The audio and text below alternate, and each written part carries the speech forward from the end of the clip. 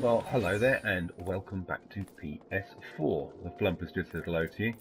This is the final of Flumpa Lumpa's Grand Eorzean tours, and we are here in the magnificent city of Ul'Dah. I think this is my favourite, actually, of the three city options. It's just epic, really, isn't it? It's got this grandeur to it. It's just like a big citadel. It's just fabulous.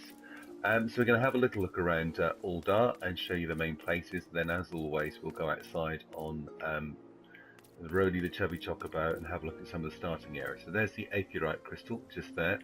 And we're going to run along, and we're going to go to the Adventurers Guild to start off. So it's lovely, isn't it? Wow.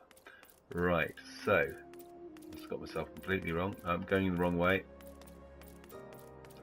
The Adventurers Guild in each of the cities is where you'll pick up your first quests. So when you do actually start playing Final Fantasy XIV, depending on the class you choose, you will have to go to the Adventurers Guild. I think I've just gone around in circles. Sorry, the cat wants to be let in, so I have to leave the telly for a second. So up here, the quicksand. Wink. Down. So this is the Adventurers Guild in Ul'Dah. There's some nice kind of architectural style in here. Meant to be kind of like old Middle East Persian type stuff, I suppose. And you'll come and speak to Mamodi here, a quicksand proprietress. And she is the little lady who gives you all your quests throughout the first part of your time in Ul'Dah. And there are 3 different classes you can obtain here in Ul'Dah. So 3 classes will start in this area. There is the gladiators, and the pugilists, and the thaumaturges. And if you want to have a little look at those classes in closer detail and what they entail, I do have some other videos that look at them. So check out the playlist for Final Fantasy XIV and you'll see them on there. It's just gorgeous, isn't it? Oh, the sun is coming up, that's good. It's dark as well. So we'll start with the Pugilist Guild, which is around in here. They're all quite close to each other actually, so I'm not going to have to cut between them. So pugilists are your typical kind of unarmed combat fighting style. It's quite fun. It's a fun class actually. Been playing around with it recently. I've rolled myself a character, a puncher in your face, which you might have seen from previous videos. It's a pugilist I'm using at the moment, and it's all about different stances, and it's a very combo-based class. It's quite fun. Close in, punch him in the face stuff. Here's the guildmaster. He's quite comical actually. He's an old boy past his prime and he's ricking his back when he's trying to show his moves off to you. So this is where you'll come as a pugilist, which is a DPS. It's all about the damage. Very fast. It's very fun to look at. It's one of those visually appealing of all the classes when it's in action. I say check out the video on the pugilist and the gladiator that I've got out there if you want to see how they work. Just around here, running around the corner, there is the Colosseum. And the Colosseum, or we'll have a save screen, is where you'll find the gladiators. And gladiators are tanks, and they specialise in sword and shield tactics. Here we go. So here's the Gladiators Guild. You come in here, and this is the lady that you speak to. Is it a Myla? Myla, the Guildmaster. They're quite a po-faced, serious bunch, these guys, all about defence and stuff. You can see some nice action in the background there. So you'll learn how to use a sword and a shield, and the idea as a tank, as a gladiator, is to soak up all the damage. So the DPS classes, the damage per second classes, like the pugilist and the lancer and the thaumaturge that we're going to have a look at in a second, they do all the damage to the bad guys while you soak it all up. It's quite an important class, particularly in parties. If you have a bad tank when you group up with the party, it's a nightmare. DPS is easy. I must say I do generally go for DPS because it's easy. I have tanked before in World of Warcraft, and it's quite fun to do. If you get it right and get a good party, it's brilliant. But anyone can do DPS really, but tanks and healers, if you get those wrong, you can ruin it for everyone. So this is the Thaumaturge's Guild. Thaumaturge is your spellcasters, the good old let's throw fireballs all over the place types. You'll come and speak to your receptionist here. I'm not a Thaumaturge yet, so I can sign up if I want to. Not gonna. And where is the Guildmaster gone? I think she's around the back here. But this is your typical throwing spells around type of class. You kind of Harry Potter class if you like. There we go, Guildmaster's at the back here. He's a little Lalafell like Flumpa. Here he is. Hello.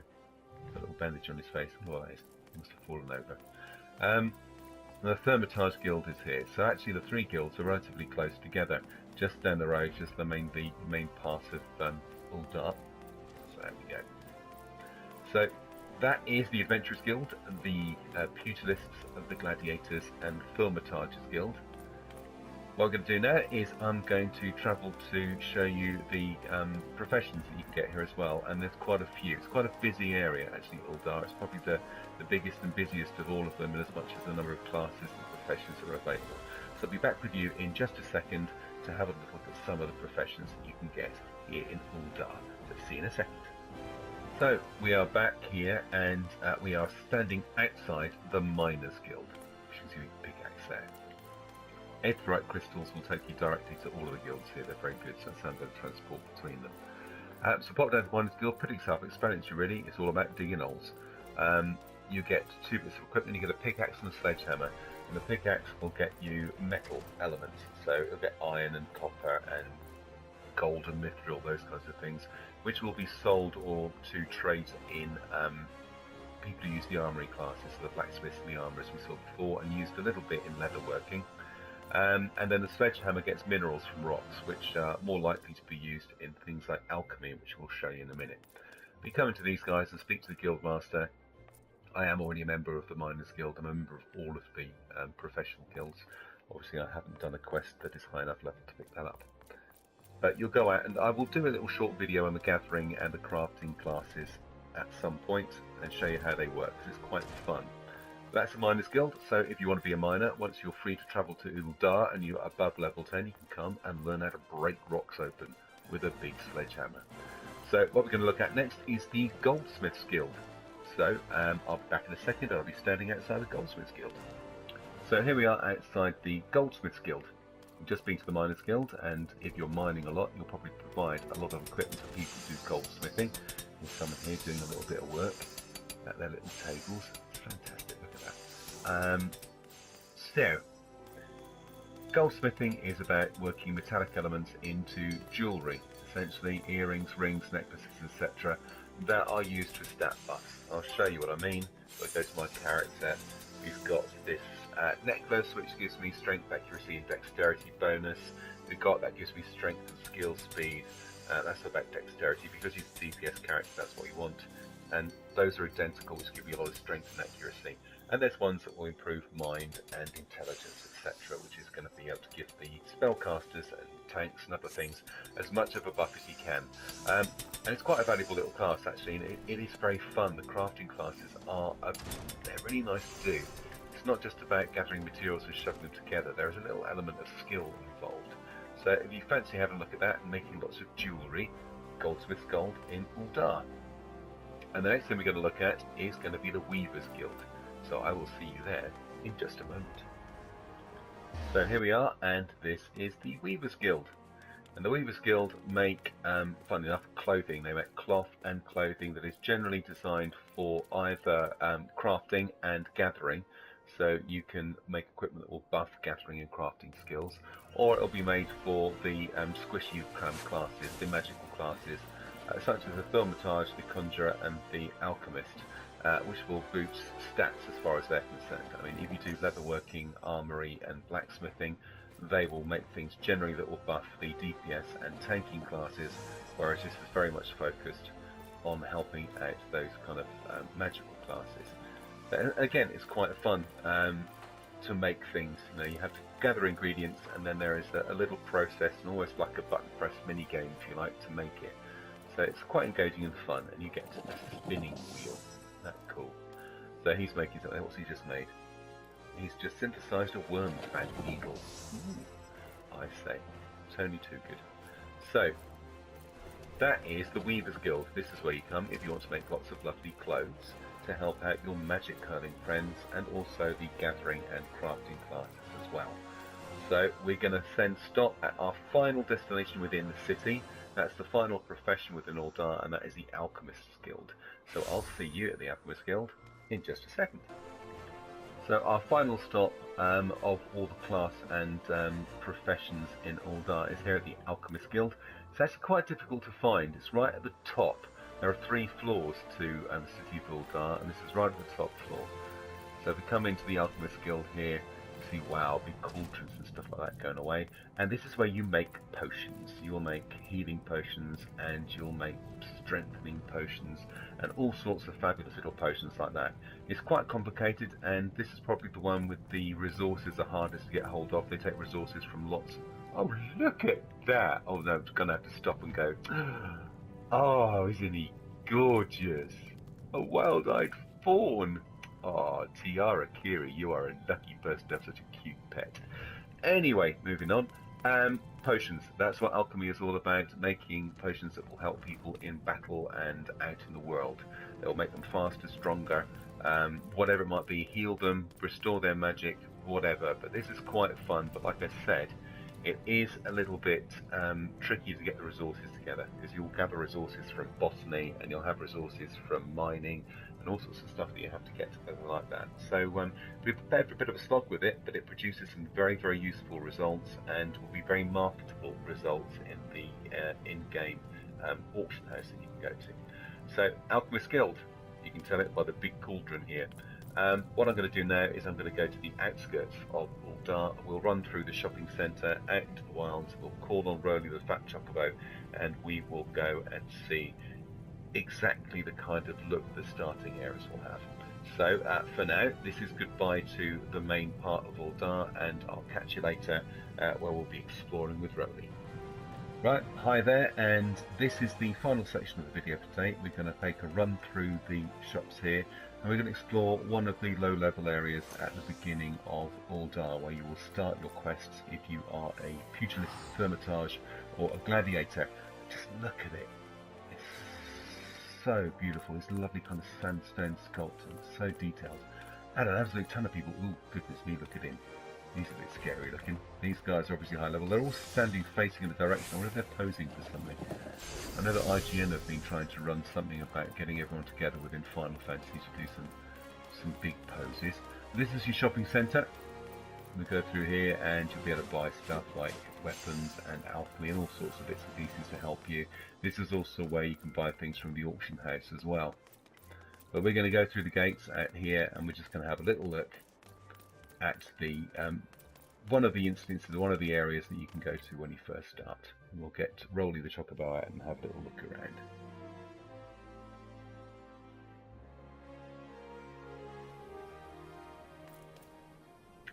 Okay, let's get Roly.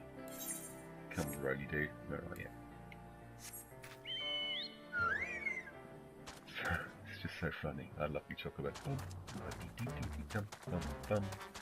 Right, so it's a very weird area. It's this kind of arid, semi-desert kind of area. These fabulous trees, and this massive one here, which if you are starting your quest here, then you will have your first kind of instanced fight as part of the storyline just here. Hornets, you get a few of those around. You find a lot of the starting beasts are the same. In fact, you find a lot of reskinned things here. We've got the snapping shrew, but this is my favourite beast here. I do like the gobos down at Limbs of Laments we looked at last time, but look at him. Look at this gorgeous tortoise. The detail on the shell. I mean, isn't he just grand? Absolutely brilliant. So, oh, look at that chocolate. I want my guys to stop it. But isn't that just brilliant? Such lovely attention to detail with all of the creatures in this. It's great. So it's very, very beautiful, very striking, very arid, very barren kind of landscape. And you'll get these little star marmots that you'll have to kill. Can we go down there? No. Ooh, there's a long way down. But it's very striking. You know, it's the most barren, probably the least populated of all of the areas. But as a result, I think everything in it is that little bit more striking. Where am I going to go through here? The Sagoli gate. I won't go out of area. So I'm just going to have a little trot around, see if you can find some more beasties for you to look at, and really just for you to get a proper impression of what it looks like. And this is why, if you're on the PlayStation 4 or a high-end PC, this is the kind of graphics you'd be seeing.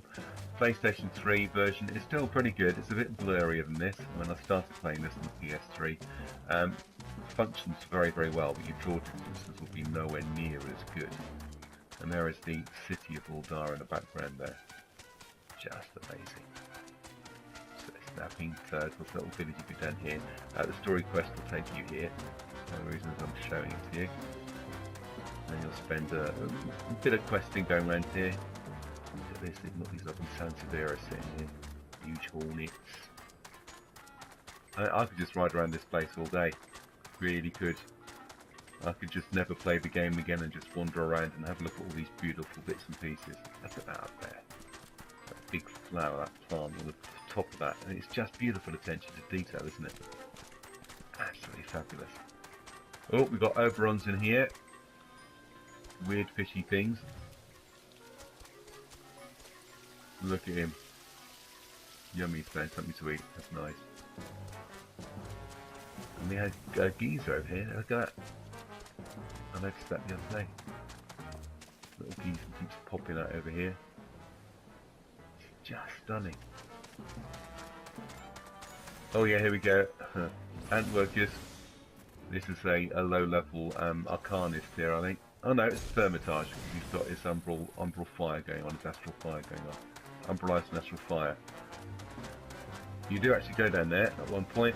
There is another instance part of the game. Around about level 10, you get to go into those ruins and have a bit of a fight. Or at the front of those ruins and have a bit of a fight. The giant elemental creaturey thing. These little ant-thing workers here. I'll just ride over to this next bit so you can see just a real sense of what this area looks like. And here is in the middle of nowhere, a pub. We've got a couple of quests that come out of the pub. What's it called? The Coffer and Coffin. Lovely. Beautiful, more beautiful. Gorgeous. And this is one of the stopping places. So if you touch that Aetherite crystal, just like I showed you, I think in Bent Branch Meadows when we were there, that means I can now teleport between any of these that I've touched in any part of the world. It does cost money, but you can do it. So, the back brush. We're going to call a halt on this particular part of the adventures of Lumpa. As I progress through the game, I might come back and do some other kind of snippets of particularly beautiful areas that I come across. These big salamanders, we've got F's again, come across those before, and oh, he's going to attack me if I'm not careful. Level 10 Antling Soldier, much bigger ones. Absolutely gorgeous, gorgeous area. So I hope you've enjoyed this short series of Lumpa's Eorzean tours. I just really wanted to do these to give you a flavour of what the game will look like. If you haven't played it before, perhaps to entice you to give it a go. And if you've wandered away from it, to come back. If you're thinking, oh well, the PlayStation 4 version won't look very good, well hopefully I've convinced you otherwise. It plays like a dream on this system, it really does. So thank you all very much for your interest and for watching. Okay, hopefully you'll watch some more of the videos. I'm going to put some more Final Fantasy XIV content up because it seems to be the stuff that people want to watch. So I'm going to do Fates next, I think, so you can see how the Fate system works. But for now, thank you very much. As always, like, favourite and subscribe if you've enjoyed it. Follow me on Twitter, comment on the Facebook page, check out the website. And as always, happy gaming, and I'll see you again soon. Take care for now. Bye-bye. Yep, ba-da-dee-dee-da-dum, ba-ba-ba, ria-da-da-liam-pam-pam, ba-dum-pa-ba-dum-pam-pam.